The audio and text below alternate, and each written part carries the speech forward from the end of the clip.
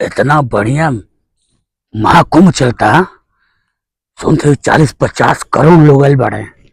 हम अपन भेष बदल के जाती हुई साधु नागा लोगन के बीच में चल जाब और सबसे पैसा मांगब, 2-2 रुपया 10-10 रुपया मांगब और अरबपति बन जाबे। ये बढ़िया, ये धंधा बढ़िया बा। हाँ, ये सब नकली बनवा ले बाटी। चल ए बाबा। हाँ बाबा। हाँ, गच्चर एकदम गराइल है बच्चा। बोला ए बाबा। हाँ बाबा नहीं, घोड़ी बाबा। घुस घुस घुस और हम पिट।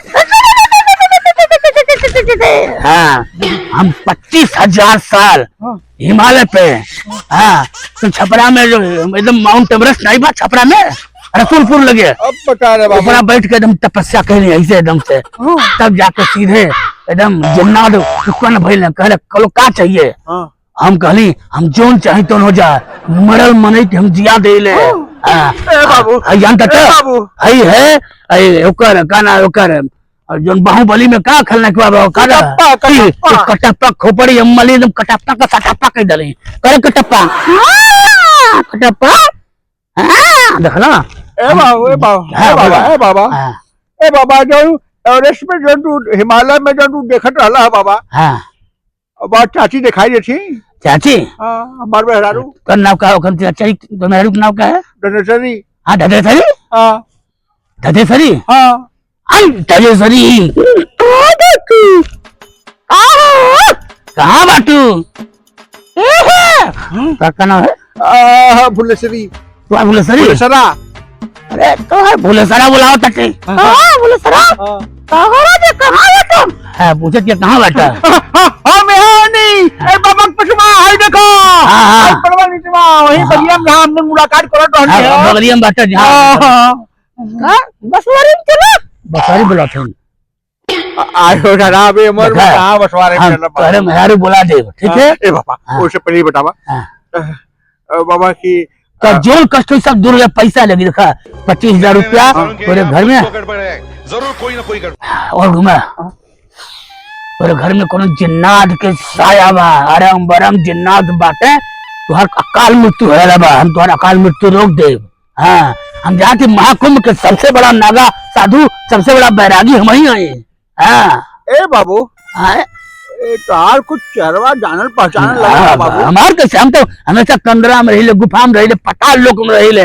हम तो 2,500 साल बाद पहली बार धरती लोक तो आई बाटे। हम जाती महाकुंभ न आए। लेकिन काहे हमको ऐसा बुझा था कि हम टोके कहीं देखले ही बाबा। हमारे दोस्त सामने तरह तब हम के महान आदमी है, महापुरुष है, ठीक है? पैसा वैसा खर्चा करा हम चले तुम्हारा सारा दुख एकदम बाधा हर ली। अच्छा हाँ देना बाबा। अगा का बतावा? अरे सारे ढलवा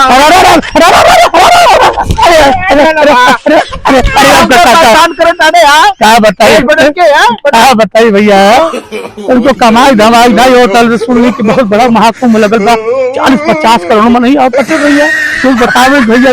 अरे नहीं बताओ, यह कुल ठगी ठगा करके अपन धर्म बर्बाद कर डाले, अपन धर्म को बर्बाद कर डाले। काम तो करती भैया। उठ भाई कान तोड़ के अब धर्म के बदनाम ना कर बे, ठीक है? और जाके कुंभ मेला में झाड़ू लगाओ, पोछा लगाओ, समझे? हम कसम खाती भैया, अब कोनो नया रूप लेके अपने धर्म के भ्रष्ट नहीं करे, बर्बाद नहीं करे।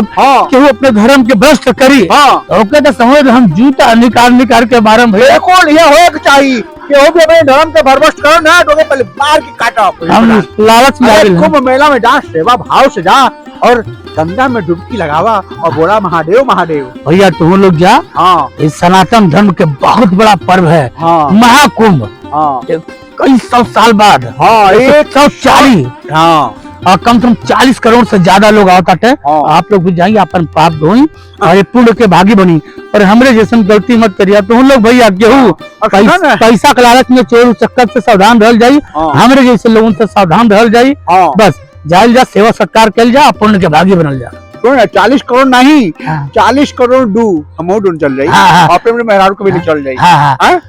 तो बिया भेल बा हमार, हम का करे, हम कैसे जाएं? अरे ढेला बाबा कोनो बात ना, व्यवस्था हो गई जो ले। हां हमार मेहरारू घर में बुला लियो के? हां बुला ले। तो हम लोग अपने मेहरारू साथ जा, सब परिवार लेके जाए, ठीक है?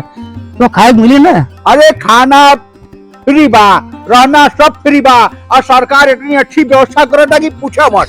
लेकिन केहू बतावे मत कि हम ऐसा काम कर जाते नहीं गलत। अरे एकदम अब ना बताए, तू गलत काम ना करबा, तू सही ढेला बाबा। हाँ, तू जो करे टाड़ा वो करा ना, कम खइया। ठीक है, कब में खा भैया। हाँ, नहीं ले जाके पूरा भंडरवा खत्म कर देबा। ठीक है भैया। ठीक ना? अरे आम चोट लग गई ज्यादा का? हाँ। हाँ हाँ हाँ, चला कोनो बात नहीं।